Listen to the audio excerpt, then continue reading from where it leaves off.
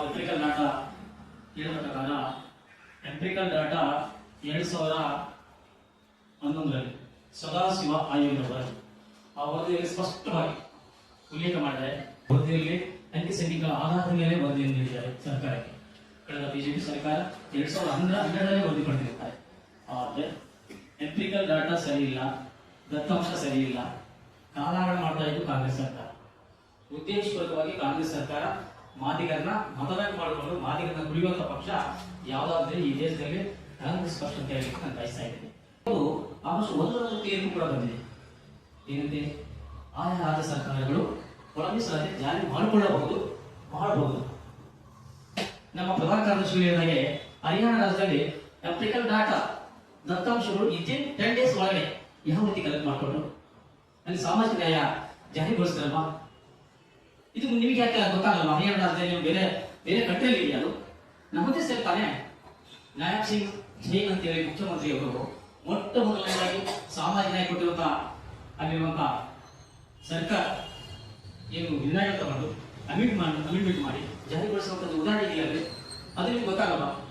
Almost ಒಂದರ ತೀರ್ಪು ಬಂದ ನಂತರ ಈ ರಾಜ್ಯದ ಮುಖ್ಯಮಂತ್ರಿಗಳಾದಂತಹ ಸನ್ಮಾನ ಸಿದ್ದರಾಮಯ್ಯ ಅವರು ಬಹಿರಂಗವಾಗಿ ಸ್ವಾಗತಿಸಿದ್ರಲ್ಲಿ ನಾನು ಬದ್ಧವಾಗಿದ್ದೀನಿ ಸುಪ್ರೀಂ ಕೋರ್ಟ್ ಪರವಾಗಿ ಅಂತ ಹೇಳಿ. ಯಾಕೆ ನಿಮ್ಗೆ ಕಣ್ಣು ಕಾಣ್ತಾ ಇಲ್ಲ?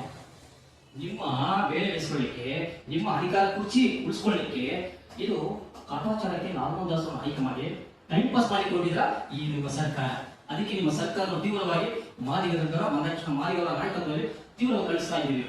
ಕಳೆದ ನಾವು ಸಾಮಾಜಿಕ ನ್ಯಾಯ ಐದು ನಾಯಕ ಅಂತ ಹೇಳ್ಕೊಂಡು ಸಿದ್ದರಾಮಯ್ಯ ಅವರು ಉದಾಹರಣೆ ನಾಟಕ ಮಾಡ್ತಾ ಇದ್ದಾರೆ. ನಾಟಕವನ್ನು ಮಾಡ್ತಾ ಇದ್ದಾರೆ ಸಿದ್ದರಾಮಯ್ಯ ಅವರು. ಮಾನ್ಯ ಮುಖ್ಯಮಂತ್ರಿಯವರು 8 ದಿನಗಳ ಕಾಲ ವನಂತ ಸಮಿತಿ ಸತ್ಯಾಗ್ರಹವನ್ನು ಮಾಡುವಂತಹ ಸಂದರ್ಭದಲ್ಲಿ ಈ ರಾಜ್ಯದಲ್ಲಿರುವಂತಹ ಕ್ಯಾಬಿನೆಟ್ ಇರುವಂತಹ ಸಚಿವರುಗಳು ಒಬ್ಬ ಸಚಿವರು ಕೂಡ ನಮ್ಮ ಹೋರಾಟಕ್ಕೆ ಬರಲಿಲ್ಲ.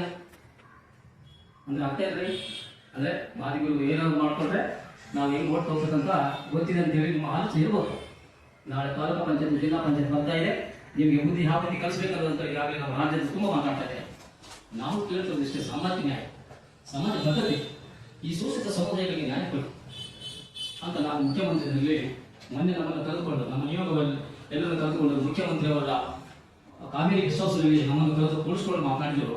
ನಾನು ಒಂದೇ ಮಾತಾಡಿದೆ, ಮಾನ್ಯ ಮುಖ್ಯಮಂತ್ರಿ ಸಿದ್ದರಾಮಯ್ಯ ಸಾಹೇಬ್ರೆ, ಈ ಸಮಾಜದಲ್ಲಿ ಏನಾದರೂ ಕಾಜು ಇದ್ರೆ, ಈ ಸಮಾಜಕ್ಕೆ ಏನಾದರೂ ನ್ಯಾಯ ಕೊಡೋ ಮನಸ್ಸಿದ್ರೆ ಹೇಳಿ, ಇಲ್ಲ ನರಸಪ್ಪ ನಾನೇ ಮಾಡ್ತೀನಿ ಕೈ ಎತ್ತಿದ್ರು. ನನ್ನ ಕೈ ಎತ್ತಿ ಹೇಳಿದ್ರು. ನನ್ನ ಕೈ ಎತ್ತಿದ ತಕ್ಷಣ ನನಗೆ ಸಂತೋಷ ಆಗಲಿಲ್ಲ.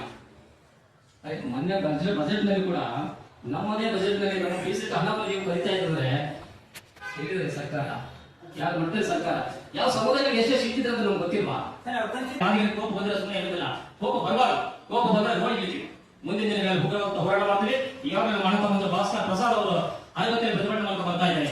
ಇವತ್ತು ಶಿರದಲ್ಲಿ ಮತ್ತು ಹೈಮಂಗಲದಲ್ಲಿ ಪೊಲೀಸರು ಕಡಿತಾ ಇದ್ದಾರೆ. ಪೊಲೀಸರ ದರ್ಪದಿಂದ ಇವತ್ತು ನಮ್ಮನ್ನು ಹೋರಾಟವನ್ನು ಹತ್ತುವಂತೆ ಕೆಲಸ ಮಾಡ್ತಾ ಇದ್ದಾರೆ ಈ ಕಾಂಗ್ರೆಸ್ ಸರ್ಕಾರ.